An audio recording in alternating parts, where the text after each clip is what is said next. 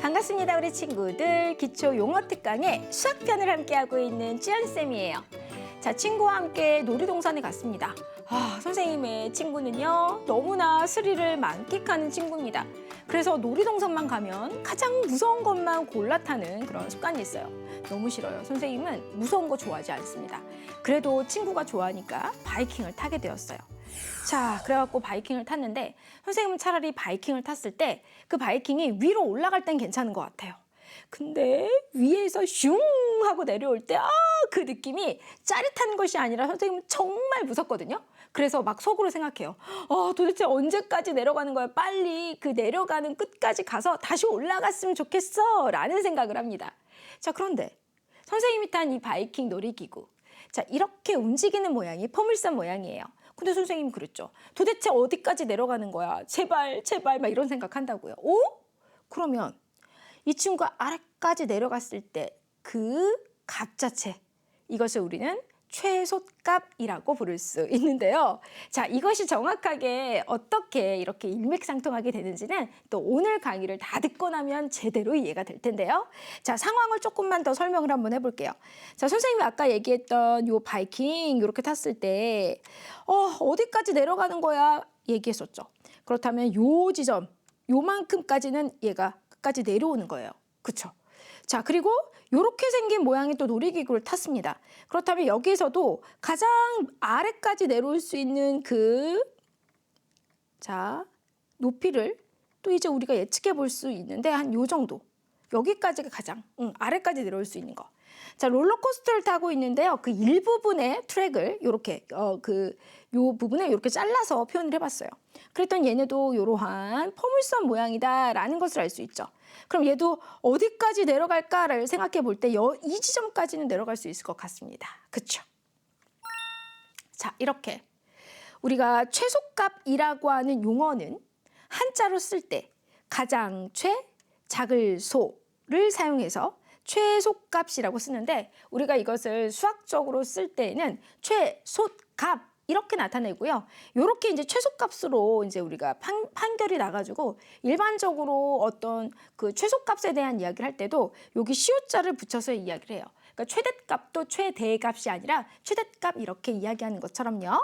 자, 이 최소값의 한자 풀이를 한번 알아보면 가장 작은 값이다라고 할 수 있고요. 자, 수학적으로 용어를 정리해 보면 실수값을 취하는 함수가 그 정의구역 안에서 취하는 가장 작은 값이다라고 이야기할 수 있습니다. 자, 함수의 최소값이란 함수의 함수값 중에서 가장 작은 값이다라는 거예요. 자, 이차 함수의 최소값이라고 하는 건 포물선 중에서도 어떤 모양에서 찾아볼 수 있을까요?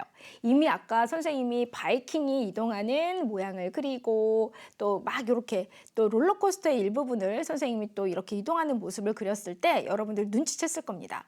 선생님, 포물선의 모양이 아래로 볼록이네요 라고 말해주고 싶었죠? 맞아요. 아래로 볼록인 모양에서는 우리가 이차 함수의 최소값을 구할 수 있고요.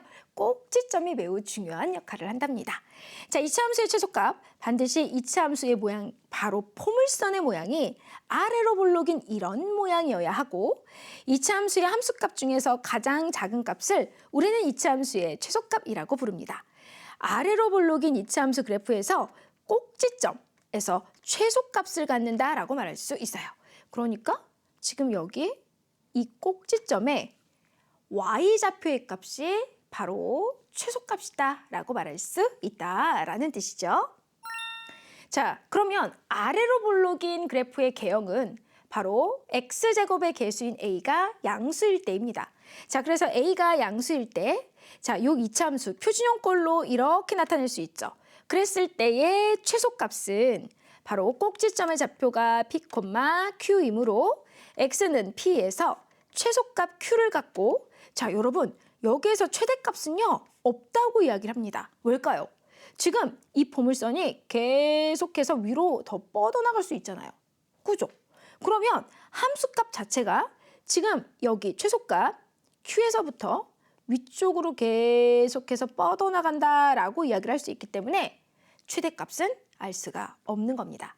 자, x값의 범위를 정해주지 않는 한 그냥 이렇게 우리가 이차 함수의 그래프의 개형 안에서 아래로 볼록인 경우에는 바로 최대값은 없다라고 이야기할 수 있다라는 거죠. 자, 그래서 y값의 범위는요, 항상 여기 q보다는 크거나 같습니다라고 이 그래프 안에서는 이야기를 해줄 수 있다라는 겁니다.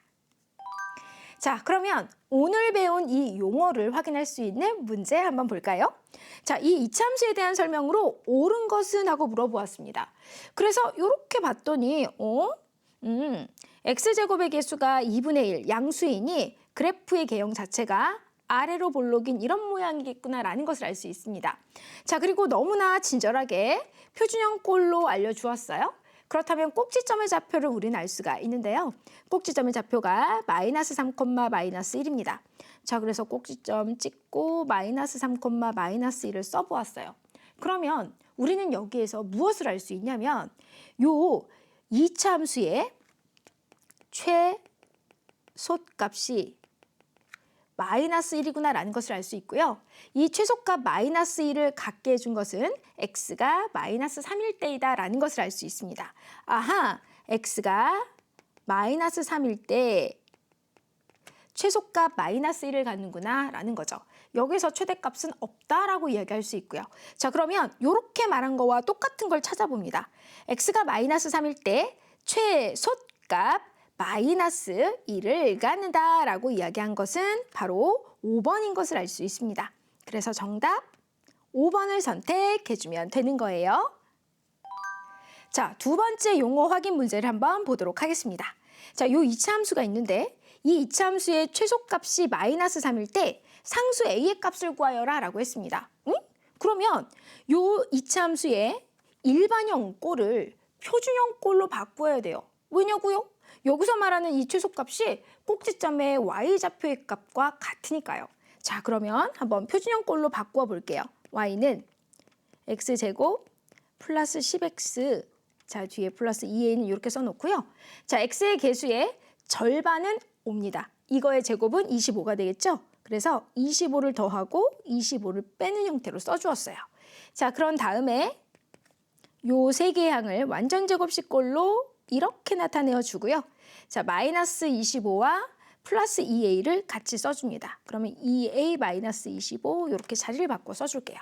자, 그러면 이 꼭지점의 좌표가 마이너스 5, 2a 마이너스 25가 되는 거고요. 여기에서 2a 마이너스 25가 마이너스 3이다라고 말할 수 있는 겁니다.